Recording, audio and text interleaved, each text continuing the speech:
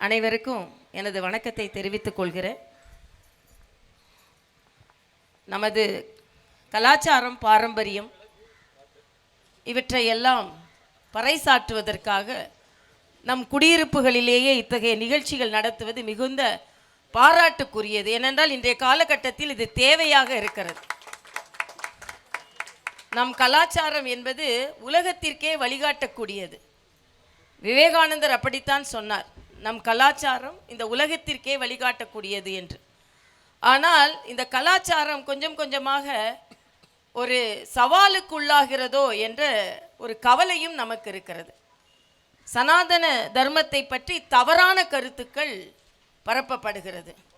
ஏதோ அது ஏற்றத்தாழ்வை கொண்டிருப்பதைப் போலவும், அது சமதர்மத்தை நிலைநாட்டுவது இல்லை என்பதைப் போலவும், அன்று குசேலரும் கிருஷ்ணனும் தான் நட்புறவோடு இருந்தார்கள்.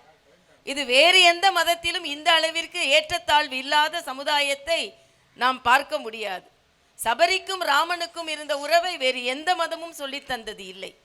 ஆக அப்படிப்பட்ட ஒரு நிலையில் இன்று ஏன் இத்தகைய நிகழ்ச்சிகள் நடத்தப்பட வேண்டும் என்றால், நம் கலாச்சாரத்தையும் நம் சனாதன தர்மத்தில் உள்ள நல்ல கருத்துக்களையும் நம் இந்து தர்மத்தில் உள்ள நல்ல கருத்துக்களையும் இது ஒரு வாழ்வியல் முறைதான் என்பதை மக்களுக்கு எடுத்து சொல்லக்கூடிய நிலையில் நாம் இன்று இருந்து கொண்டிருக்கிறோம்.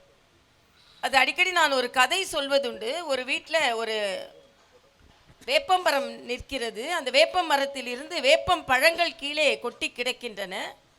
அந்த வீட்டு குழந்தை அப்படியே தவழ்ந்து தவழ்ந்து சென்று அந்த வேப்பம் பழத்தை எடுத்து வாயில் வைத்து இது எவ்வளவு இனிப்பாக இருக்கிறது என்று சொல்கிறது. எந்த வேப்பம் பழம்? அந்த வேப்பம் பழத்தில் 90% கசப்பு, 10% இனிப்பு. ஆனால் அந்த வேப்பம் பழத்தை எடுத்து குழந்தை இனிப்பு என்று சொல்கிறது என்றால், இந்த வீட்டு பரன் மேல்தான் மட்டி வாழைப்பழம் இருக்கிறது. இந்த குடும்பத்தை சார்ந்தவர்கள் அந்த வாழைப்பழத்தை எடுத்து அந்த குழந்தைக்கு கொடுக்காததால், சேலத்து மாம்பழம் தேன் சொட்ட சொட்ட இருக்கிறது, அந்த மாம்பழத்தை எடுத்து இந்த குழந்தைக்கு கொடுக்காததால், நாம் பன்ருட்டி பலாப்பழம் தேன் சொட்ட சொட்ட பரன் மேல் இருக்கிறது, அதை எடுத்து குழந்தைக்கு கொடுக்காததால் இந்த குழந்தை வேப்பம் பழத்தை இனிக்கிறது என்று சொல்கிறது. ஆக இந்த மாம்பழத்தை எடுக்கும் பணியை, பலாப்பழத்தை எடுத்து கொடுக்கும் பணியை, வாழைப்பழத்தை எடுத்து கொடுக்கும் பணியை நீங்கள் செய்து கொண்டிருக்கிறீர்கள். அதற்கு ஏனென்றால் இந்த சுவையை தெரிந்ததென்றால் வேப்பம்பழத்தை குழந்தைகள் இனிப்பு என்று சொல்ல மாட்டார்கள். ஆக யார் மீது தவறு என்றால், நம் வீட்டு கலாச்சார, நம் நாட்டு கலாச்சார இனிப்பை, நம் இந்து தர்ம இனிப்பை எடுத்து இளைய சமுதாயத்திற்கு கொடுக்காததால் அவர்கள் வேற்று கலாச்சாரம் என்ற வேப்பம்பழத்தை இனிப்பு என்று சொல்லி கொண்டிருக்கிறார்கள். ஆக இத்தகைய விழாக்கள், நான் அடிக்கடி அனுமனை பற்றி சொல்லும்பொழுது இங்கே மிக நன்றாக பாடி ஜெய ஜெய ராமா மிக அழகாக பாடிக்கொண்டிருந்தார்கள்.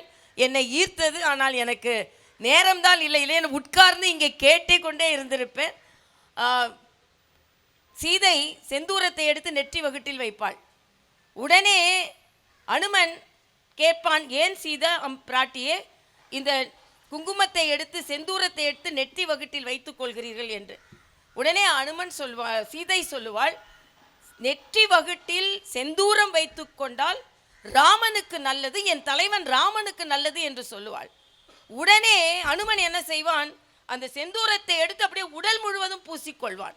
உடனே சீதை கேட்பாள், என்ன அனுமா, உனக்கு என்ன பைத்தியமா படித்திருக்கிறது என்று கேட்டவுடன் அனுமன் சொல்லுவான், நெற்றி வகுட்டில் செந்தூரம் வைத்தாலே என் ராமனுக்கு நல்லது என்றால் உடல் முழுவதும் பூசிக்கொண்டால் என் ராமனுக்கு எவ்வளவு நல்லது நடக்கும் என்பதை நான் தெரிந்து கொண்டு இப்படி செய்கிறேன் என்று. இங்கே விருகம்பாக்கத்தில் இந்த காலனி பேர் என்ன, LNT காலனி என்ற நெற்றி வகுட்டில் நீங்கள் வைக்கும் செந்தூரம் தமிழகம் முழுவதும் காவியாக, பாரத தேசம் முழுவதும் காவியாக, குறிப்பாக தமிழகத்தில் இந்த கலாச்சாரத்தின் தன்மை நன்மை எடுத்து செல்லப்பட வேண்டும் என்பதற்காகத்தான் இன்று எனக்கு 4 நிகழ்ச்சிகள் இருந்தாலும் நமது கிருஷ்ணன் அவர்கள் இந்த கிருஷ்ண விழாவிற்கு வர வேண்டும் என்று கிருஷ்ணன் என்னை படித்தார்கள். அதனால் இது தெய்வ அழைப்பாக ஏற்று அவர் கூட வந்த அனைவருக்கும், அன்புக்கரசிக்கும், உமா அவர்களுக்கும், சங்கர் அவர்களுக்கும் மற்றும் இந்த நிகழ்ச்சியில் ஈடுபட்டு கொண்டிருக்கும் உங்கள் அனைவருக்குமே எனது வணக்கத்தை சொல்லி, பெரியவர் அவர்களின் படத்தை பார்க்கும். என் காரில் கூட ஒரு படம் தான் வச்சுருக்கேன். ஏன்னா நான் சின்ன பெண்ணாக இருக்கும்போது வழியில் லைனில் நின்றுட்டு இருந்தேன்.